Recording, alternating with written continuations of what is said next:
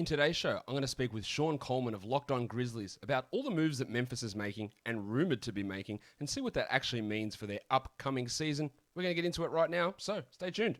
It's the Locked On Podcast Network, your team every day. You are Locked On NBA, your daily NBA podcast. Part of the Locked On Podcast Network, your team every day. Hi guys, and welcome back to another episode of Locked On NBA. I am your host on a Monday, Josh Lloyd, and here we are. We're going to talk Memphis, but before we do talk Memphis, I'm going to tell you guys about SweatBlock. SweatBlock is the doctor-created and doctor-recommended product for hyperhidrosis. You might know hyperhidrosis as basically the medical term for excessive sweating. And if it's not you, you know someone in your life that suffers from this problem. SweatBlock is the product that you need for yourself or for that person who suffers from the often embarrassing problem of too much sweat. SweatBlock is a wipe that you put on and it lasts for up to 7 days, reducing that excess sweat that you don't want to be a part of your life as you're up there in a meeting presenting to your boss and there's a swimming pool forming under your arm. With SweatBlock, you go, you use it, you wipe it on your underarms before you go to bed, wake up the next morning, have your shower, go about your day, and then you've got up to 7 days relief from excessive sweating. SweatBlock is stronger and more effective than most clinical antiperspirants. Just put it on once a week, maybe twice a week, and that is all you need. And you can get it for 20% off today at sweatblock.com by using our promo code LOCKEDON. That is sweatblock.com, using our promo code LOCKEDON. SweatBlock is also available at Amazon and at CVS. All right, so let's bring him in. The host of the Locked On Grizzlies podcast, Shawn Coleman, is here with me on Locked On NBA. Now, Shawn, the Grizzlies have been pretty active in the offseason. In the past, I've been pretty complimentary of some of their stuff they've done, but it's been a lot happening. First of all, Jonas Valanciunas is traded for Steven Adams and Eric Bledsoe. Then Eric Bledsoe is traded for Patrick Beverley and Rajon Rondo. Then Patrick Beverley is traded for Juancho Hernangomez and Jarrett Culver. And now there's reports coming out that Dylan Brooks might be moving or Kyle Anderson might be moving. They're making moves in the draft to take real home run swings with guys like Zaire Williams, who probably isn't ready to compete right away. This is the team that obviously made the playoffs through the play-in format last year. They've got young stars like Ja Morant, Jaren Jackson Jr., who barely played last season, but it seems that the moves they're making now aren't necessarily to get better, including not to get better right now for this season, including rumors of Brooks or Anderson moving on. Like, what is the plan here from Zach Kleiman and the management team? It's a great question, right? And the thing about it is that, the overall idea of the Grizzlies, who as a front office just have consistently made, to put it in baseball terms, they've hit doubles, triples, home runs on, moves you wouldn't expect them to quite often. You haven't seen that much of that this summer, but I do think in the grand scheme of things, there is some logic with what they're doing. With Jonas Valanciunas and Grayson Allen, for instance, you had two players who likely were not going to have long-term futures in Memphis. The Grizzlies weren't going to pay them more than they're making right now, and they were going to be looking to do that, especially coming off career years last year. You have good young depth in the backcourt. You had good young depth in the front court. So what did the Grizzlies do? They traded both of them as present value for future asset type moves. Now, those assets that the Grizzlies got back, they're not going to make an immediate impact. Through the Jonas Valanciunas trade, the Grizzlies looked to get young depth at the wing to balance out their roster. Coming into this offseason, you had Dylan Brooks and not much else in terms of pure wings. Now you have Dylan Brooks as your main wing with Zaire Williams and Jarrett Culver, whatever you think of those guys, behind Dylan Brooks. There's at least a lot more intriguing future potential at that specific roster position. So it comes down to the Grizzlies using present value and expiring contracts, moving on from them and getting future assets in terms of players that could help when the Grizzlies are closer to actually, looking to contend, but also future assets for them to use in further moves in the future. The immediate benefits are not going to be there like you've seen the Grizzlies do so well here over the past few years, but still, I do think that the potential and the overall future looks a bit brighter from what the Grizzlies have done.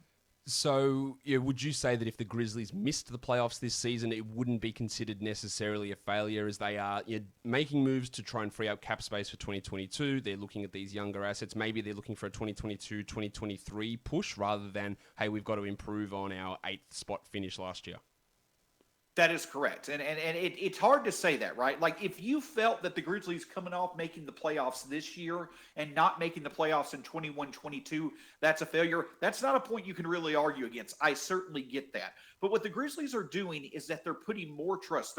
They're putting a bigger bet on the franchise's ability to identify what this roster needs to take the next step forward. And they're also betting on their young guys, the young core members that they have that they have control of years into the future. They're really wanting to see who of those guys steps up.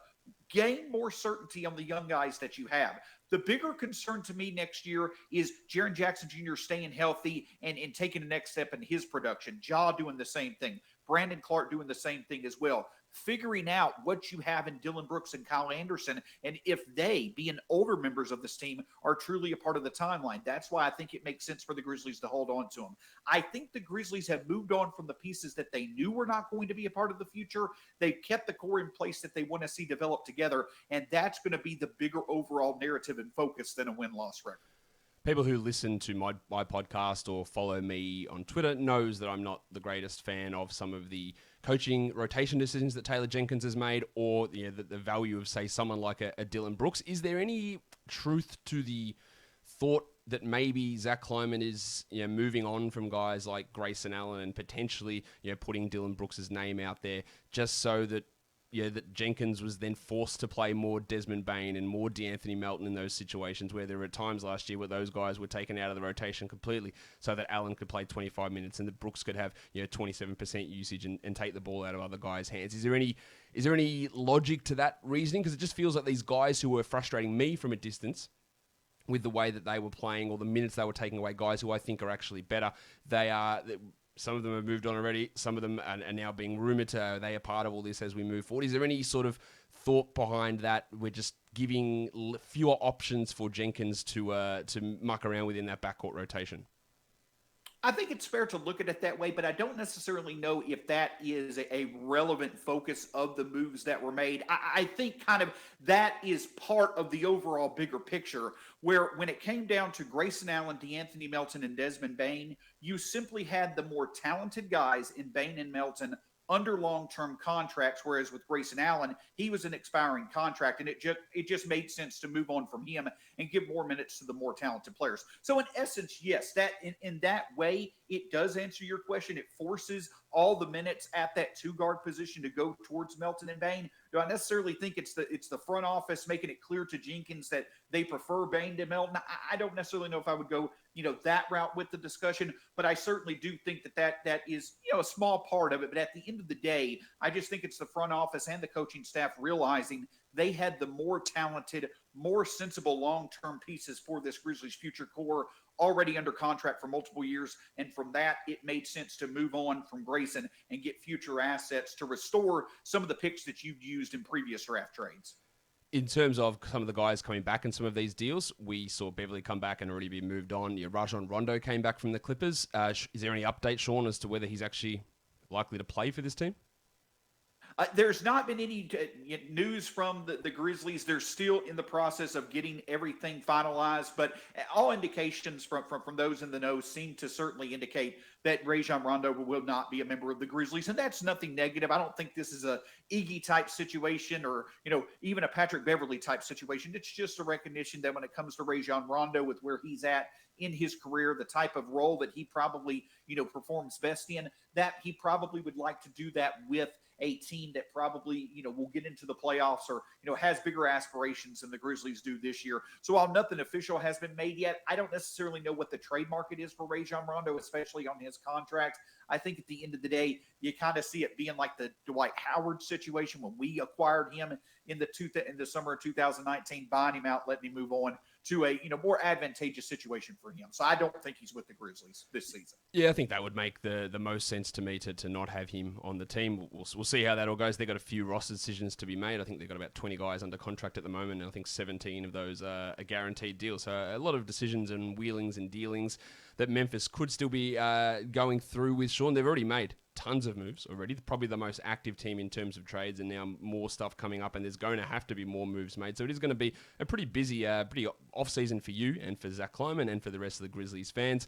And thank you for coming on Locked On NBA and talking about, I guess, the direction of where this franchise sits and what we're looking at in terms of expectations for this season. And when those moves do go down, Shawn, you'll, of course, have that covered for us all over on Locked On Grizzlies.